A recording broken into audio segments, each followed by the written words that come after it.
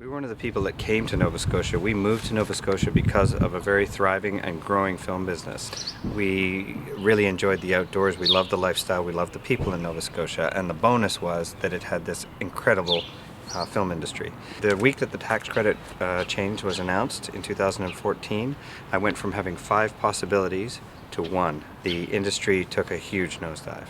We had found our dream in Nova Scotia. We had found a property that had lots of space, we had found lake frontage, we had spent 10 years in Nova Scotia working very hard to set ourselves up, and we now have to put it all on hold. We still have our home there, we still are Nova Scotians, but we are living elsewhere, we are working elsewhere.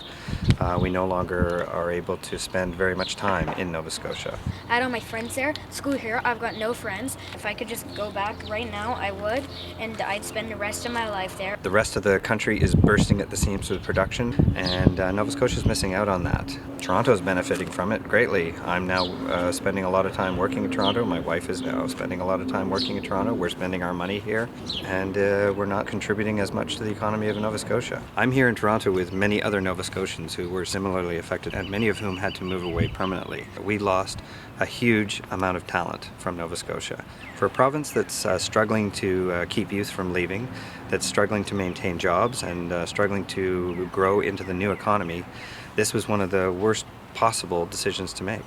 Nova Scotia should be doing twice as much production as 2014. It's currently doing about half as much production as 2014, and it's simply because the current incentive is just not competitive enough. We need to go back to something similar to what we had, whether it's a tax credit or whether it's an incentive.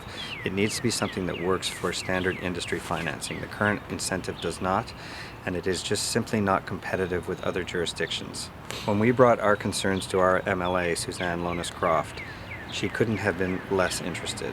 She referred to us as "you people," and she told us it was her job to simply vote along with the party. She knew she had a large number of constituents in her riding who were in the creative industries, and not once did she stand up in the legislature and even acknowledge that she had constituents that were opposed to this legislation. We need to elect MLAs who are willing to represent their riding, not just be a mouthpiece for their party. What's the point in having them? Many people are angry at Stephen McNeil for not even acknowledging that he made a mistake. It took other people in the party, and it took a lot of pressure from the industry to get any movement at all. And there is still no real acknowledgement from Stephen McNeil that what he did was a mistake. He shouldn't have got rid of the film tax credit because it made me switch schools and move to Ontario. I miss Nova Scotia.